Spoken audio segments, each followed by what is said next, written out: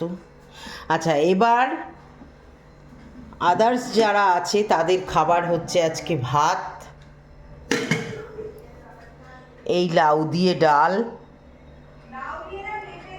ও পেঁপে দিয়ে ডাল, আমি জানিও না, পেঁপে দিয়ে ডাল, আর হচ্ছে এই সজনে ডাঁটা কুমড়ো আলু দিয়ে একটা তরকারি, এই হচ্ছে চাটনি, আর এই হচ্ছে মাছ, রিঠে মাছ।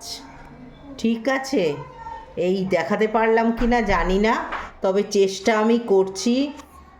আজকে আমাদের সব রকম রান্না হয়েছে, কিন্তু মঙ্গলবার আজকে, আমি তো মাছ খাবো না, আমার বড় মেয়েও খাবে না, তাই আমাদের আলাদা হয়েছে। আর খুব খিচুড়ি খেতে ইচ্ছা করছিল আজকে, তাই একটু খিচুড়ি খেলাম।